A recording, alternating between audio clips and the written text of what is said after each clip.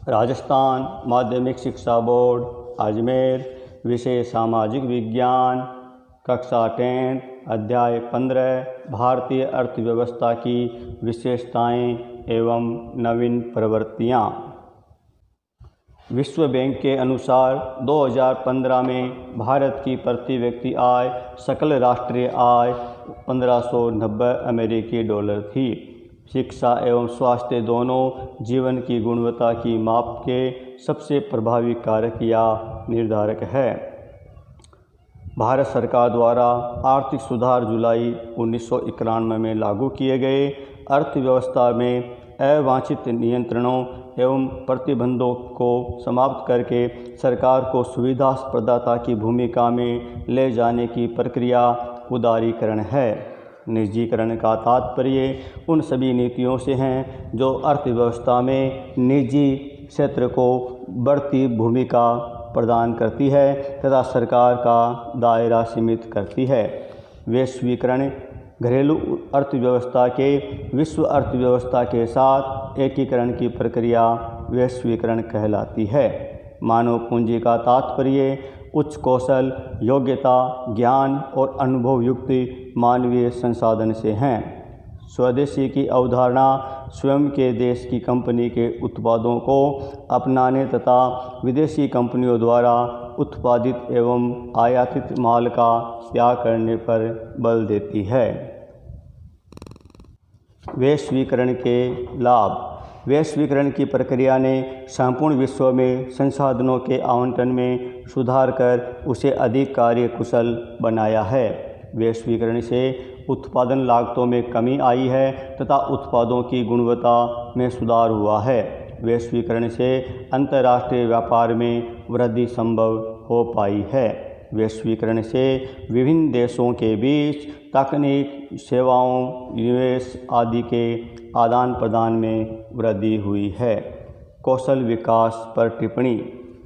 कौशल विकास में श्रम की शिक्षा, स्वास्थ्य और प्रशिक्षण के द्वारा अधिक योग्य एवं उत्पादक बनाकर मानवीय पूंजी में परिवर्तित किया जाता है। किसी कार्य को अच्छे तरीके से संपन्न करने की योग्यता और क्षमता को कौशल कहा जाता है। इससे श्रम शक्ति की उत्पादकता में वृद्धि होती है। इससे श्रम के लिए रोजगार अवसरों एवं गुणवत्ता में वृद्धि होती है।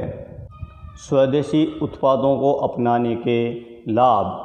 स्वदेशी की अवधारणा को अपनाने से देश में भारतीय उद्योगों द्वारा निर्मित वस्तुओं की मांग बढ़ेगी। इससे भारतीय उद्योगों के विकास के लिए सुनहरे अवसर उत्पन्न होंगे।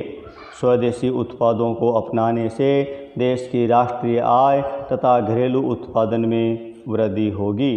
भारतीय कंपनियां विदेशी कंपनियों की तुलना में अधिक श्रम प्रधान तकनीकों का उपयोग करती है। अतः स्वदेशी को बढ़ावा देने से देश में रोजगार के अवसरों में वृद्धि होगी। स्वदेशी उत्पादों को अपनाने से घरेलू उत्पाद बढ़ने से देश के आयातों में कमी आएगी। इससे परिणाम स्वरूप देश की बहुमूल्य विदेशी मुद्रा की बचत होगी। विदेशी कंपनियां लाभ तथा लाभांश के रूप में भारी धनराशि भारत से अपने देश में ले जाती है। यदि स्वदेशी को बढ़ावा मिलेगा तो यह धनराशि विदेशों में जाने से रुक जाएगी।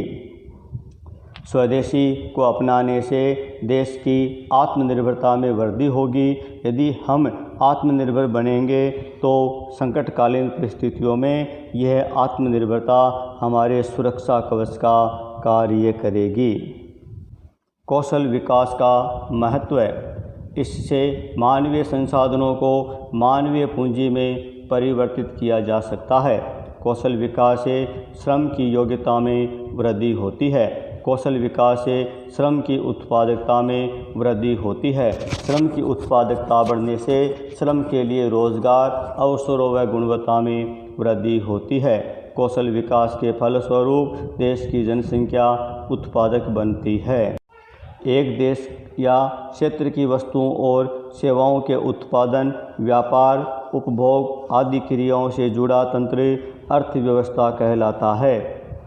वर्ष 2011 की जनगणना के अनुसार भारत की साक्षरता दर 74.04% थी।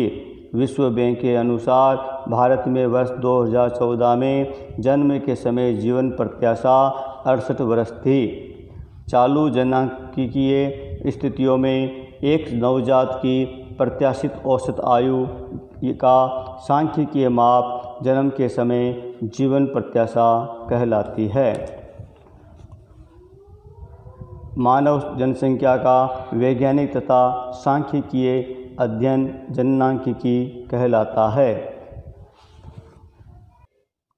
डॉक्टर राधाकृष्णन ने 1950 से 1980 के बीच भारत में हुई 3.5% वार्षिक विकास की दर को हिंदू विकास दर की संज्ञा दी है। 11वीं पंचवर्षीय योजना में भारत की विकास दर 8% रही। राजकोषीय अनुशासन का तात्पर्य सरकार की उन नीतियों तथा प्रयासों से हैं जो सरकारी घाटे तथा सरकारी ऋणों के भार को कम करने हेतु अपनाए जाते हैं। एक देश में व्यापार घाटा तब होता है जब उस देश में आयातों का मूल्य निर्यातों से अधिक होता है। एक देश का शेष विश्व के साथ एक वर्ष में समस्त लेन देन का संक्षिप्त विवरण भुगतान संतुलन कहलाता है। भारत सरकार द्वारा जुलाई 1991 में नई आर्थिक नीति घोषित की गई। विश्व बैंक की स्थापना 1944 में की गई। विनिवेश का तात्पर्य राज्य द्वारा सार्वजनिक उद्यमों में अपना अंश निजी क्षेत्र को बेच देने से हैं।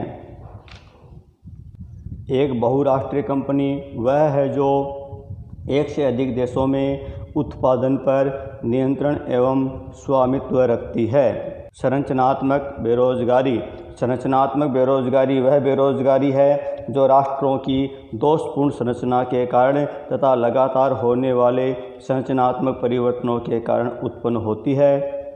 विभिन्न क्षेत्रों में होने वाले संरचनात्मक परिवर्तनों के कारण मांग की संरचना भी परिवर्तित हो जाती है, जिससे मांग तथा पूर्ति में असंतुलन हो जाता है तथा बेरोजगारी उत्पन्न होती है। छिपी हुई बेरोजगारी का तात्पर्य उस बेरोजगारी से है जिसमें व्यक्ति रोजगार पर लगा हुआ तो प्रतीत होता है, परंतु उसका उत्पादन में योगदान लगभग शून्य होता है।